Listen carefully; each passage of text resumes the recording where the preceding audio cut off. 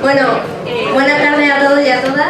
Hoy arrancamos de nuevo el séptimo ciclo de la unidad de la UMU y la cultura científica, que es el ciclo de conferencias que organizamos desde la unidad de cultura científica de la Universidad de Murcia y que llevamos haciéndolo ya desde 2017. Este es un conjunto de charlas con el que intentamos acercar un poco pues, todas las investigaciones que se realizan en la Universidad de Murcia y que muchas veces pues, resultan muy curiosas e interesantes para todo el mundo, pero que generalmente pues, no tenemos acceso a ellas. Además, como viene siendo tradición, últimamente, como siempre comenzamos a finales de octubre, intentamos buscar nuestras investigaciones más terroríficas. Hace 2 años lo hicimos con el caso Sancho, el año pasado trajimos una charla sobre asesinos en serie y este año queríamos traer algo como más local, un poco un true crime murciano. Y para ello hemos tenido la suerte de que este año hemos conocido a una investigadora fantástica de la Universidad de Murcia, en concreto de la Facultad de Comunicación, que es Miriam Salinas Guirao, que está realizando su tesis precisamente en crímenes, en sucesos que han ocurrido en la región de Murcia en un periodo muy concreto de tiempo. O sea, está especializada en los crímenes de sucesos y cómo lo contaban los diarios. Esta tarde creo que nos va a contar 4 casos, entonces por no extenderme más voy a dejar a Miriam. Espero que le dé un fuerte aplauso y que disfrute mucho de la charla. Muchísimas gracias.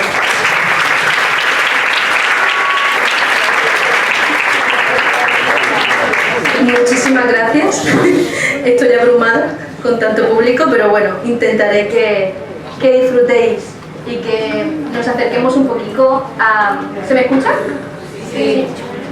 Al año 1885. Vamos a ver qué estaba sucediendo en ese momento en Murcia.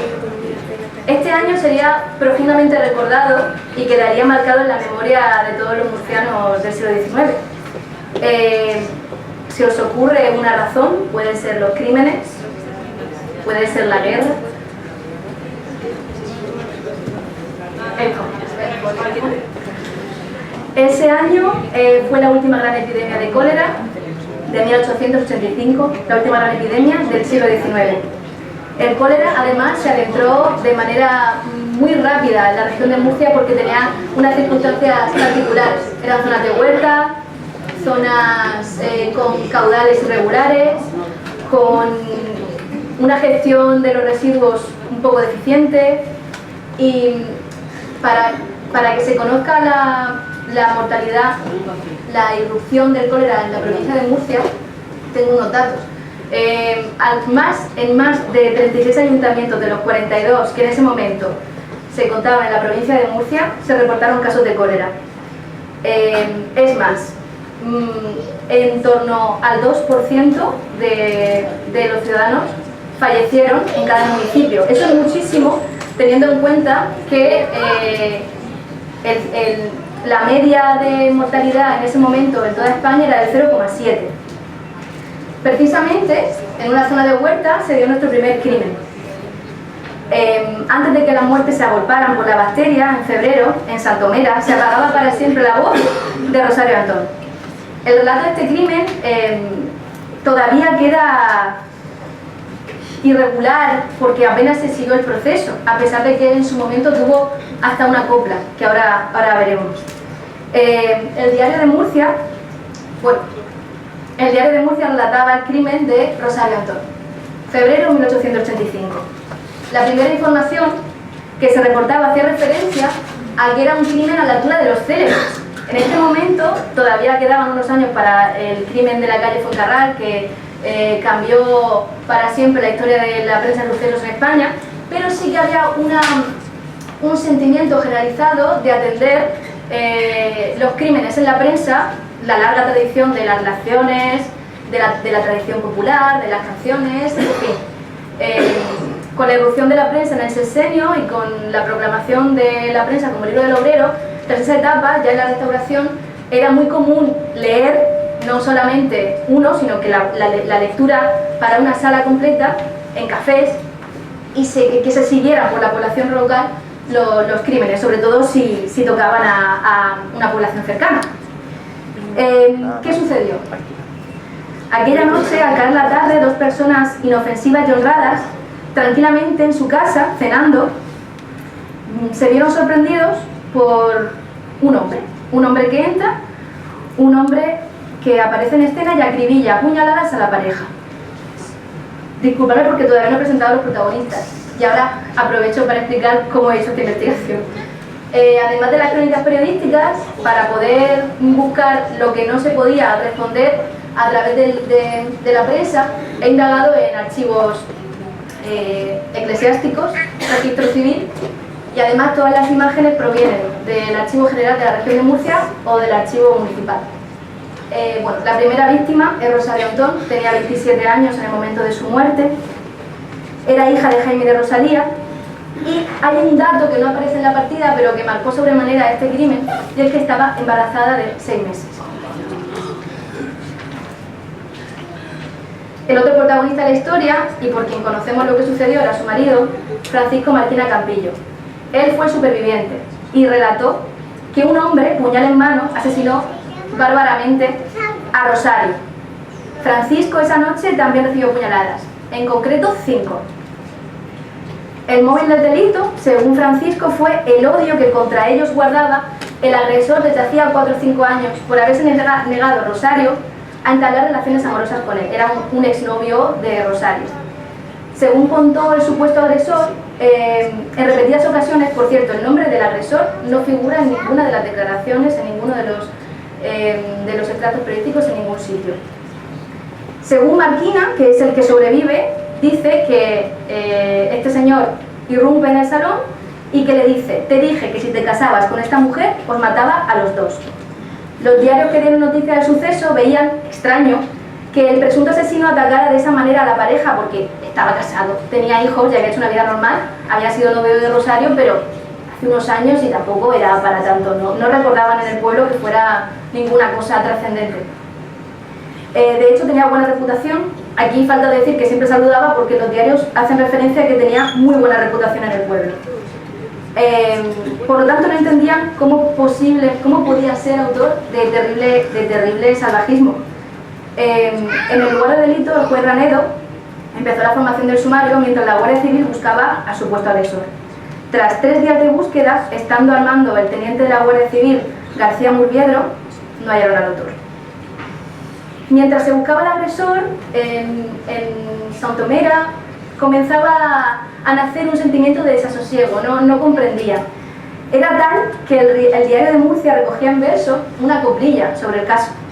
Decía: lo peor de la semana, el drama aquel de Santomera, qué lóbrego, una mujer pura y santa, cena con su amante esposo, todo es silencio en la huerta, en el hogar, amor todo, y por fuera, en las tinieblas, todo es crimen, todo es odio. Y profanando el hogar, brilla el puñal alevoso, y de los dos corazones que eran el uno del otro, corre caliente la sangre, como bendecido arroyo. Apartemos nuestra vista de crimen tan espantoso. La indignación que pudo sentir la población de Santomera sobrepasó la provincia. De hecho, el crimen se narró en 2 de los principales periódicos del momento, como La Correspondencia de España o El Imparcial. Pero lamentablemente el rumor se diluyó muy rápido y no se siguió el proceso. A mí, que no me interesaba este final porque no veía qué podía suceder y qué pudo ocurrir con aquella familia rota, me fui al archivo. Esta es la partida de fallecimiento de Francisco, que no falleció de las heridas, falleció de 81 años de diabetes, en 1931, y se volvió a casar con Asunción Ortega, que falleció a mitad del siglo XX. La pareja tuvo 7 hijos. ¿Adivináis cómo se llamaba su primera hija?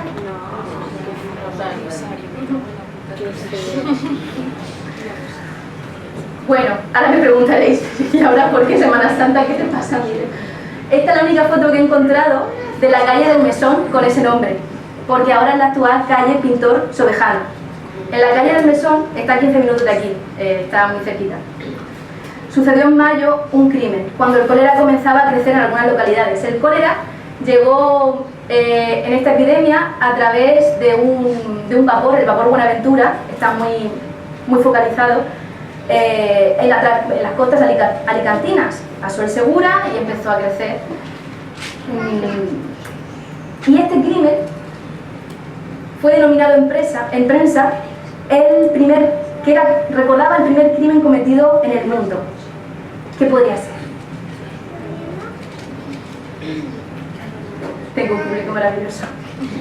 El día 17 de mayo a las 9:30 de la noche murió abruptamente, como aparece ahí, abruptamente, no sé otro diagnóstico, Tomás Carmona Madrid, de 23 años, jornalero. Era hijo de Juan Antonio de Bullas y de Josefa. Los padres, además, habían perdido unos años antes a su hijo mayor, también de 23 años, de inflamación cerebral aguda. Tomás estaba casado con Josefa Valverde Navarro, del Esparragal. Tengo mucha costumbre en leerlo. Y su cuerpo se mandó sepultar en el cementerio de la Ratalía. Un año antes nacía su primer hijo, Jesús Santorín. Vivió donde murió. Los diarios publicaron el 19 de mayo el asesinato de la tragedia original, el asesinato entre hermanos. Tomás recibió una puñalada que literalmente le partió el corazón, dejándolo exánime en el acto. ¿Por qué? Sus padres, Juan Antonio y Josefa, estaban discutiendo y Tomás les exhortaba con palabras más o menos expresivas que no riñeran. Estando en la faena llegó su hermano, cuyo nombre tampoco aparece, que creyó sin duda que estaba ofendiendo a sus padres y le dijo, literalmente, ¿es que vas a pegarle al padre? Y sin más, obcecado y arrebatado, le infirió una tremenda herida. La herida fue en el corazón y murió a los pocos minutos. El diario relataba que pasada la ofuscación del momento, se abalanzó sobre el cuerpo de su hermano, comenzó a darle besos, todavía no, comenzó a darle besos y la única manera de desprenderlo del cuerpo de su hermano fue cuando llegó la guardia para llevárselo preso. Efectivamente, es el crimen que puede recordar a aquella crónica bíblica del crimen entre hermanos, la tragedia de Caín y Abel. Y ahora vamos a hacer un viaje especial, vamos a ir a mi tierra, a Cieza. Os estoy hablando del cólera continuamente, pero no he explicado qué provoca y por qué dejó tan tremenda huella en la población del momento. El cólera arrebataba las vidas muy rápido. De hecho, en esta fotografía, esto es la corte de Alfonso XII, visitando enfermos en Murcia. Murcia. Y aunque no falleció de cólera, Alfonso XII falleció en 1865 de tuberculosis, una enfermedad también bastante romántica. El cólera estaba provocado por una bacteria, perdonad mi latín, Vibrio chloriae, que provocaba diarrea, deshidratación profunda, vómitos, el colapso y la muerte. El mal además se propagaba a través de la comida y los alimentos infectados. Por lo tanto, no se podía evitar en ese momento en muchas circunstancias, a pesar de los aislamientos, que eran las medidas que normalmente solían proponer en las administraciones. En junio, además, en Cieza, bueno, todavía no, se había decretado sucias por virtud de las noticias recibidas las poblaciones de Valencia, todos los pueblos de su provincia, Murcia capital y los pueblos de Molina, Alguazas, Lorquí, Ceutí y Archena. Y en ese contexto, en ese junio de 1885, Carmen, una joven de apenas 20 años, fallece a manos de su padre. Comencemos por el principio que narra las crónicas decimonónicas. Carmen Vázquez, de unos 20 años, estaba en relaciones con un joven del pueblo. Se narraba que Carmen había tratado de ocultar una falta. ¿Qué podía ser aquella falta? Carmen estaba embarazada. En ningún momento se nombra al padre de la criatura, en ningún momento. El crío además recibió el nombre de su padre, bastante curioso, del padre de Carmen, que es el que la asesina. La falta se la adjudicaba a Carmen y próximo a que se supiera, ante la evidencia física de que Carmen estaba embarazada, sus padres discutieron muy fuerte, hasta el punto que la madre de Carmen se va de la casa con su hija a otra casa del pueblo. Y viendo que tampoco tenía los recursos, se marcha a Cartagena. Estando en Cartagena, da a luz y luego al poco regresa a Cieza con un niño de pecho, con una criatura. Y para poder subsistir, la madre de Carmen comienza a trabajar en una casa, lo que en mi pueblo llaman la casa de señoritos. Las personas pudientes que tenían enfermos de cólera, precisamente de cólera, y que la madre cuidaba. Esta joven no es Carmen, no hay fotos de Carmen, pero es una joven ciezana del mismo momento histórico, de la misma edad, y me gustaría pensar que podría ser así, una mujer alegre, tranquila, con la vida por delante. Voy a dejarla para que nos ilustre un momento la narración.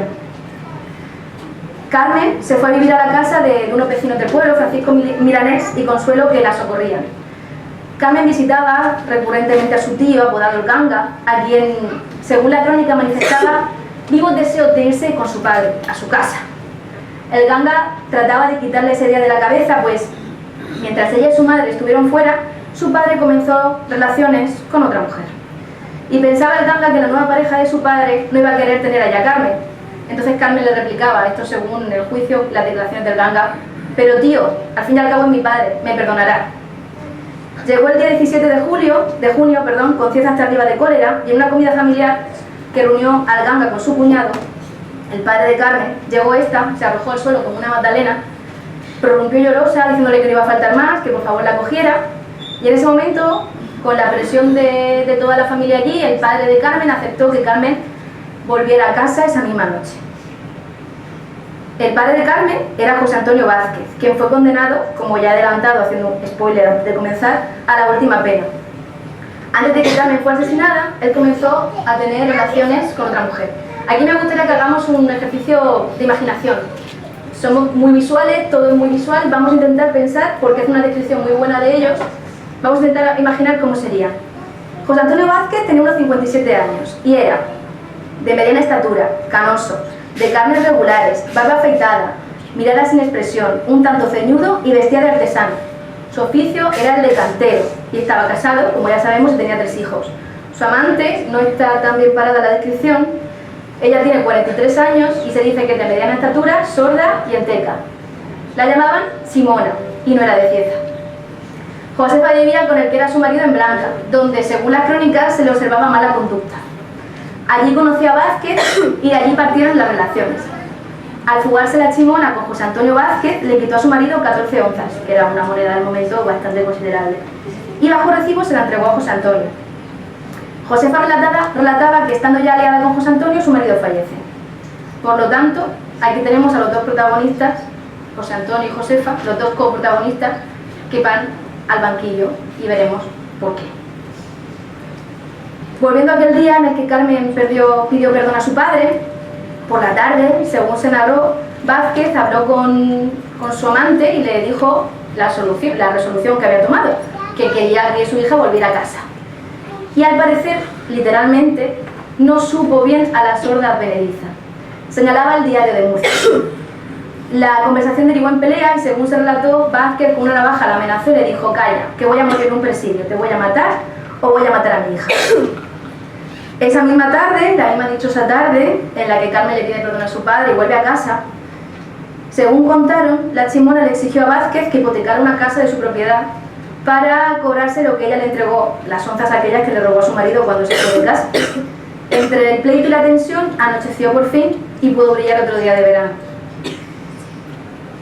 Aunque Carmen ya no veía salir el sol. Ella, que se encontraba tranquila a tener el perdón de su padre, llegó a casa con su bebé en brazos, y esa mañana, según relató José Antonio, el padre de Carmen en el juicio, él salió a trabajar en la obra, era cantero, una obra que había en la plaza del pueblo, y cuando regresó a casa se encontró una escena terrorífica. Eso es lo que dijo en el juicio. Lo que verdaderamente sucedió es que mientras él vagaba por las calles de Cieza, la sangre de Carmen ya brotaba en silencio. Mientras el pueblo de Cieza despertaba con el crimen, al grito de Josefa Núñez, que decía: ¡ay, lo que ha pasado en mi casa! La Carmen se ha caído de la escalera, se ha desangrado y se ha muerto. Primero vieron la sangre los vecinos, al poco llegó la justicia. De ese terrible cuadro yacía, según lo que relataban los vecinos en el juicio, Carmen, medio desnuda, con la criatura en brazos. Ella, fallecida, le vio con heridas, pero se mantenía con vida. Y cerca de ella había un puñal. Por lo tanto, no se había caído de la escalera. Las crónicas dijeron que el terror más intenso cundió por todo el pueblo de Cieza, porque Carmen Vázquez había sido degollada. Aquí tengo que hacer una pausa, aparte para beber agua, para contaros mi situación cuando yo comencé a realizar esta investigación. Yo pasé todos los datos de todas las personas fallecidas de cólera, todas las partidas de fallecimientos, de enterramientos de cólera. las pasé todas para comprobar el orden de fallecidos y cómo cómo la cólera iba adentrándose en la población de Cieza mes a mes. En ninguna de las partidas, después de darle muchas vueltas, encontré a Carmen. Al que sí que encontré fue a su hijo. Él no falleció de las heridas de aquella caída, lo hizo de cólera precisamente un mes después. Sin respuestas, fui a otra fuente, fui al registro civil de Cieza, pedí permiso, me dejaron entrar y tras páginas y páginas y páginas y páginas sí que encuentro la partida de Carmen. Pone, bueno, 20 años y fallece de algunas heridas. Carmen no aparece en las partidas de enterramiento, creo que por dos razones. Una, porque no fue enterrada en Cieza. Dos, porque la avalancha de muertos era tal con el cólera que su partida se traspapelara. Lamentablemente es algo que nunca podré responderos. Los dos sospechosos de la muerte, volviendo al caso, fueron su padre y su madre. Del padre de Carmen se dijo en el juicio que siempre se observó en él buena conducta, pero también que tenía un carácter reservado, poco transparente. En las declaraciones sumariales se confesó el padre de Carmen, autor del crimen. Josefa, la Chimona, su amante, dijo ser testigo de lo que sucedió y que lo encubrió. Dice la Chimona en la declaración, dijo: ¿qué has hecho? Y él le contestó: si no te callas te mato como a Carmen. Esto fue lo que en las primeras declaraciones dijo la Chimona. En el juicio la cosa cambió. Los dos se desdijeron de lo que entonces habían dicho. Tras el asesinato, negaron participar en él. Aseguraron que se vieron obligados a confesar por coacción, que en la cárcel de Cieza sufrieron crueles martirios, que el alcaide los maltrataba, los abofeteaba, que les pusieron esposas, que los castigaban atrozmente. Y estas declaraciones provocaron que se suspendiera el juicio y que se iniciara una información sumarial. En noviembre de 1886, un año y poco después, se volvió a retomar el juicio en la audiencia. Es particular la descripción que hacen en el Diario de Murcia y me gustaría contarla, porque la concurrencia era numerosísima. Lo cierto es que era una de las causas más importantes de ese año. Dice el cronista: continuación del juicio de Cieza, y en ese momento, sin que se pudiera evitar, fue penetrando en la sala una cantidad de personas que en avalancha caía y se levantaba, se oprimía y se desquiciaba por coger las primeras filas de bancos. ¡Qué marabunta! Por fin la gente invadió el salón de vistas y una gran parte del público quedó en actitud de espera, hasta que el presidente ordenó que de cuando en cuando turnara el público. Los abusos que los procesados relataron en la cárcel de Cieza habían sido investigados y el resultado para ellos fue bastante negativo. Es más, las declaraciones que se recogieron relataban que efectivamente José Antonio vagaba por las calles de Cieza aquella mañana, pero con las zapatillas llenas de sangre. Además, en el momento en el que lo detienen, declara que es el autor del crimen, y durante el tiempo que estuvo en prisión, los primeros meses, contaba cómo había sido el crimen incluso. Al parecer comenzó a cambiar de versión, aconsejado por el abogado conforme se acercaba la fecha a la vista del juicio. De Josefa se narraba que le llegó a entregar a Vázquez 10 duros para que no la delatara, para que no delatara que ella estaba allí en el momento en el que sucedió el crimen. Estos datos, y el de haberse arrojado Josefa cuando entró en la cárcel en brazos del alcaide diciendo que la amparara, que era inocente y que pagara el que fuera culpable, es lo que se sacó de estas diligencias que se practicaron.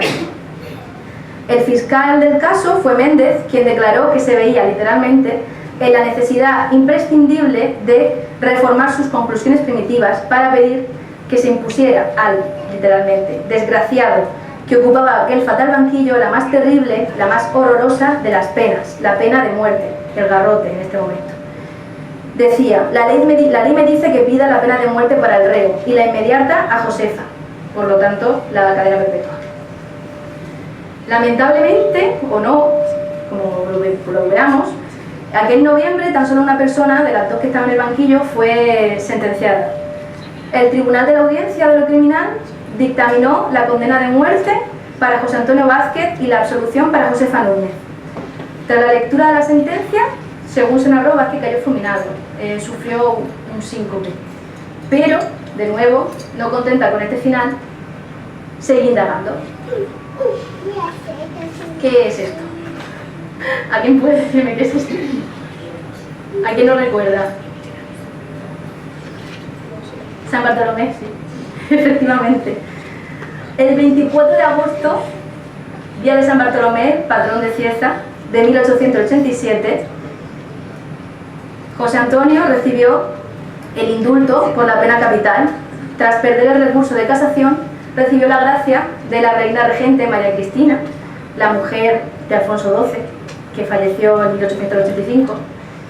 Por lo tanto, jamás vería su cuerpo sometido al garrote. En octubre, tocando la epidemia a su fin en los estertores, volviendo a celebrarse espectáculos y encuentros populares, en Molina, hace 140 años, cerca de aquí, el dependiente de consumos de la villa, Marcelino Davia, fallecía tras acercarse a una tartana. Dos cosas: quién era Marcelino y qué era eso de los consumos. Marcelino Davia nació en Pozo Cañada, Albacete. Era marido de María del Carmen Almagro y en julio de 1865 veía el nacimiento de su hijo Felipe, tras perder 2 años antes a su hija Natividad con apenas 1 año por un catarro. ¿Y los consumos? Los consumos afectaban directamente a las clases populares por la necesidad de consumir subsistencias. Los consumos eran impuestos indirectos, cuya cuantía se establecía por el Estado, pasando luego a provincias y de allí a los municipios. Los problemas recaudatorios derivados de los impuestos directos, los que estaban relacionados con la riqueza, al falsear y ocultar los entramados locales, repercutían en los impuestos indirectos, que se gravaban todavía más, afectando a los consumos de primera necesidad como los cereales. Se sucedían entonces sonadas protestas contra los consumos y los dependientes del ramo se veían salpicados de la ira popular, irremediablemente. Volviendo al crimen, en la tartana de Trinidad Franco regresaban de Molina varias personas de una corrida de toros.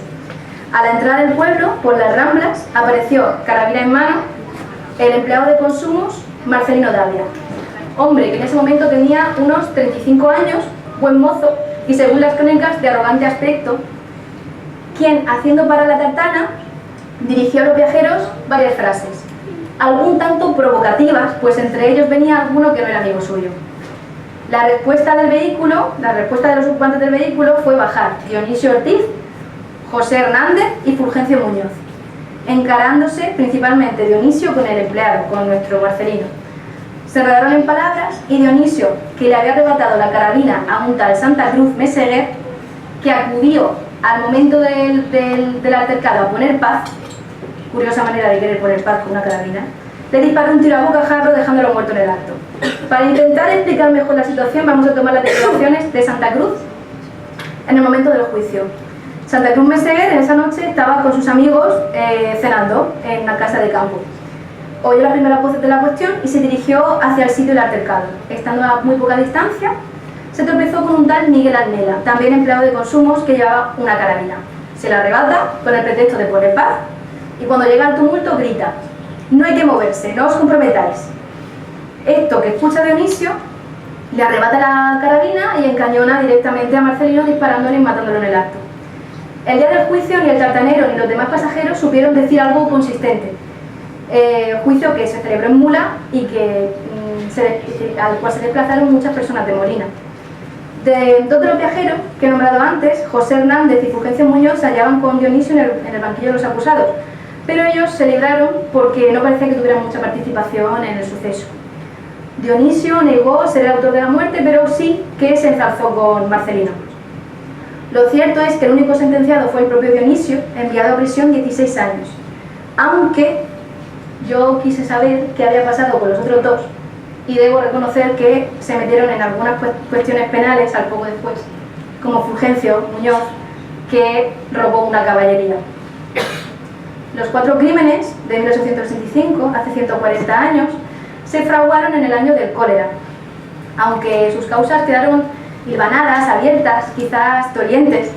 Hoy podemos recordarlas, un recuerdo a la memoria de aquellos jóvenes que apenas pasaron la treintena, recordemos. Rosario Antón, 26 años, 27, Tomás Carmona 23, Carmen Vázquez 20 y Marcelino 35. Poco se puede hacer ya por ellos, pero desde aquí me gustaría tener un recuerdo para todas las personas que ven truncadas sus vidas. Y muchas gracias.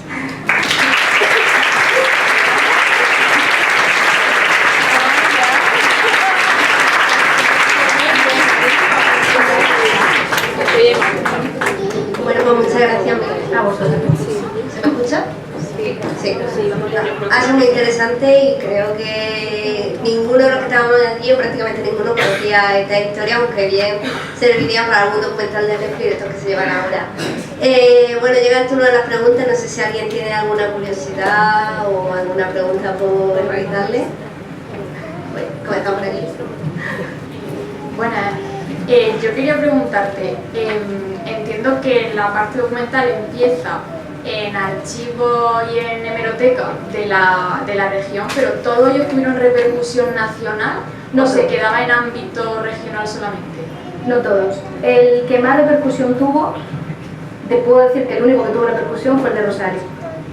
El de Carmen, de hecho, pasó desapercibido porque se fraguó en el momento del cólera.